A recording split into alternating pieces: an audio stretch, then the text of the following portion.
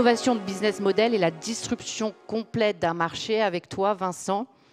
Vincent, associé et directeur commercial et marketing de Steel Shed Solutions, alias les trois marques, bâtimentmoincher.com, easysteelsheds.com et tôlemoincher.com. Donc vous l'avez compris, Steel Shed Solutions est une plateforme digitale de vente de bâtiments en kit, hangars de stockage, usines de production, abris et pièces détachées de bâtiments ou encore accessoires métalliques.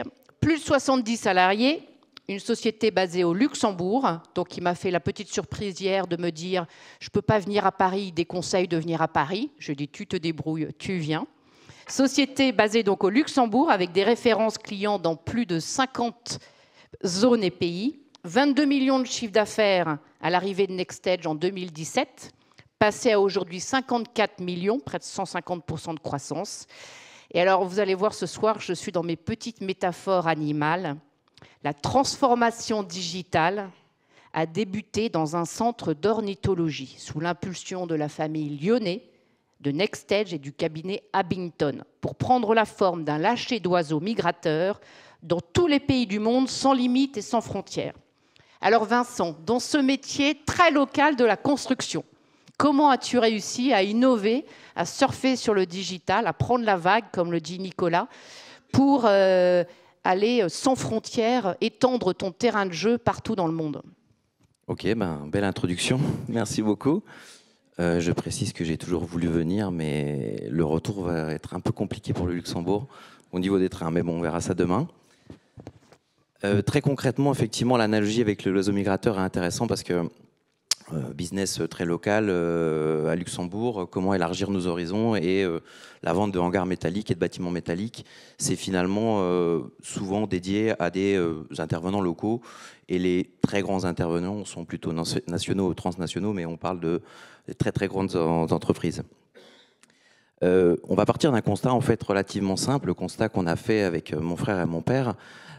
C'était de se dire que finalement, dans le marché de la construction, c'était une approche très traditionnelle. Donc la volonté, c'était finalement de changer tout ça et d'envisager le marché sur une manière un petit peu différente.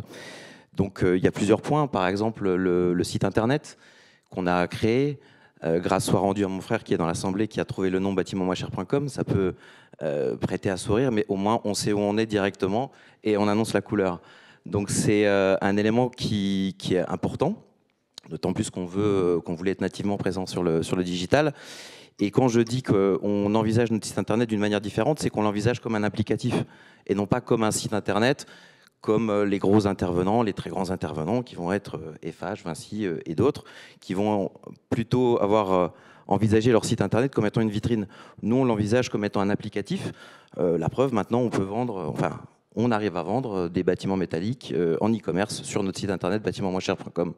Donc c'est vraiment un applicatif. Les autres éléments, c'est que dans le monde de la construction, on est aussi sur un goulot d'étranglement dans la manière de faire sa commercialisation.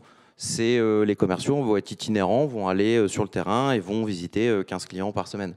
Nous, notre volonté, c'était justement de ne pas avoir cette approche de prospection, mais de faire venir les clients à nous, donc de générer énormément de leads. Donc dans ce cadre-là, nativement avec bâtimentmoincher.com et tous les outils qui étaient à notre disposition sur les campagnes SIA, sur les réseaux sociaux. Donc ça nous permettait de cibler des potentiels clients qui étaient au-delà de nos frontières. Donc c'est pour ça que Nicolas m'en parle souvent. Je me rappelle du premier voyage qu'on a fait en Afrique tous les deux, en Côte d'Ivoire, où nos produits ont un fort écho. Et nous, basés à Luxembourg, on n'avait pas nativement penser qu'on allait, Dominique, moi, et se déplacer au Sénégal, en Côte d'Ivoire, pour répondre à des besoins d'infrastructure, étant donné que c'est un marché en création et non pas en renouvellement. Donc c'est toujours intéressant aussi pour nous de toucher ce client-là et d'apporter une patte européenne dans l'approche. Donc je parlais de la prospection, donc que de l'inbound marketing. En fait, on n'a pas de prospection, on n'a que des demandes entrantes. Et on a beaucoup essayé, on s'est beaucoup trompé. Et puis finalement, on a réussi au fil de ces itérations-là à plus ou moins bien cibler un certain nombre de nos personas, donc ce qui nous permet de générer du lead et d'économiser sur le temps de prospection. Et donc derrière, on a beaucoup de leads, c'est très bien. Mais comment on les gère? Donc le goulot d'étranglement du commercial qui va faire 15 rendez-vous semaine et donc va faire plus ou moins 15 devis par semaine. Nous, on a démultiplié ça en ayant un triptyque, effectivement, d'avoir un site internet considéré comme un applicatif. Derrière un CRM, Salesforce pour ne pas le nommer, qu'on a customisé avec un certain nombre de briques, notamment pour la gestion directement dans le CRM de nos devis. Donc, ce qui permet à nos commerciaux de faire 5 fois plus de devis qu'un commercial qui est sur la route. Donc, nos 75. commerciaux, 75 devis par semaine, à la différence d'un commercial qui en fait, d'un commercial plutôt classique dans le monde de la construction qui en fait 15. Donc, c'est une manière aussi d'envisager les choses différemment. Et puis, un autre élément qui est extrêmement important, c'est justement avoir une lisibilité par rapport à notre offre. Alors, bâtiment-moins-cher.com, comme je l'ai dit tout à l'heure, on annonce directement la couleur, où est-ce qu'on se trouve. Et puis, on peut dérouter un certain nombre de prospects en se disant « un bâtiment, ça va être compliqué ». On peut avoir parfois l'analogie avec le monde des artisans, où on se dit « je vais demander à mon menuisier, il ne va pas me faire de chiffrage, je ne vais pas comprendre les différences de prix, etc. » Nous, chez nous, on a voulu justement nativement annoncer la couleur en termes de tarifs. Donc, s'il y a une chose à retenir, c'est que chez bâtiment-moins-cher.com, un bâtiment de 1000 m², à date, ça vaut moins de 40 000 $. Voilà, s'il y a des amateurs dans la salle. Merci Vincent pour ces éléments très concrets de disruption finalement d'un modèle de construction. Alors tu as quand même créé une distance physique très forte avec ton client final dans un métier très local.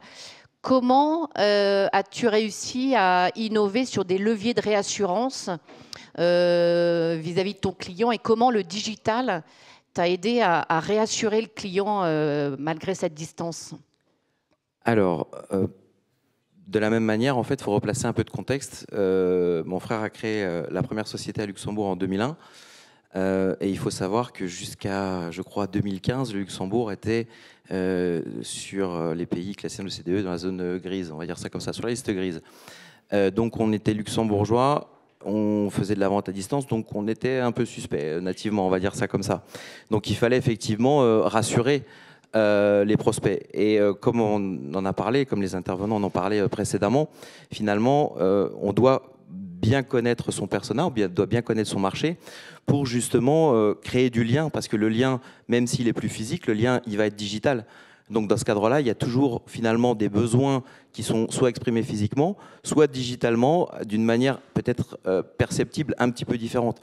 Un exemple concret, de bien connaître son marché, de bien connaître où se trouve son persona, ça va être, là dernièrement on a gagné un appel d'offres pour fournir des bâtiments pour le parc du Virunga, donc au Congo-Kinshasa.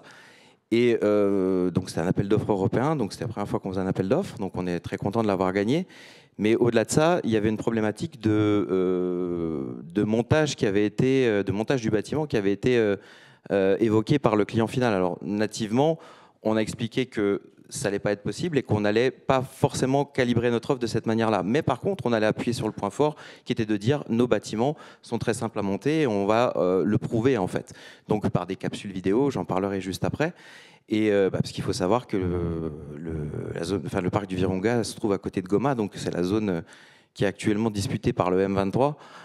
Donc entre disons les tensions qu'il peut y avoir entre le Congo-Kinshasa et le Rwanda.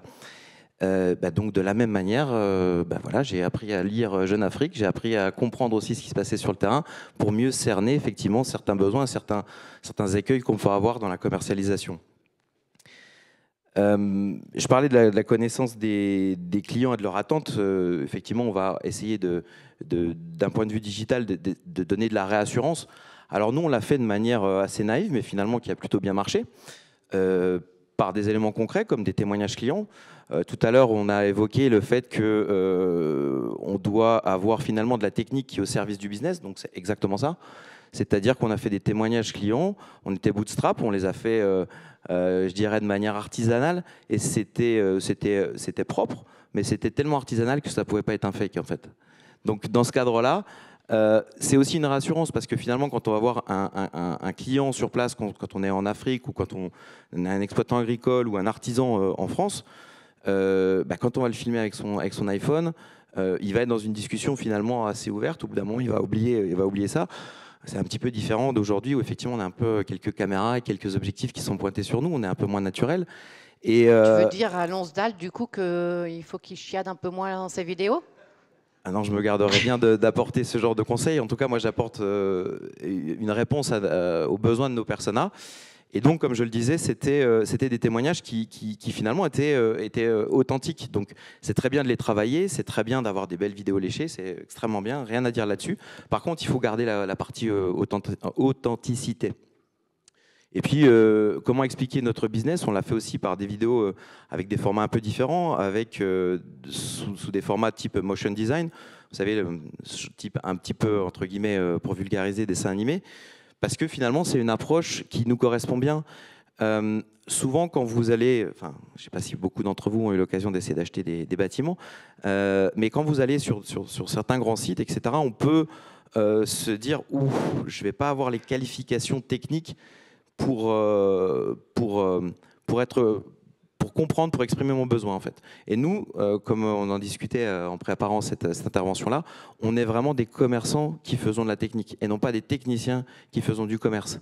Et c'est une approche qui est complètement différente parce que finalement, pour revenir à ce que je disais sur les vidéos de motion design, ben on explique, finalement, on vulgarise et on peut accrocher des personas qui sont et donner de la réassurance en disant que même si on est à distance, on a bien cerné vos besoins parce qu'on a bien réussi à les exprimer, peut-être parfois un peu naïvement, mais finalement, ça donnait écho à la relation.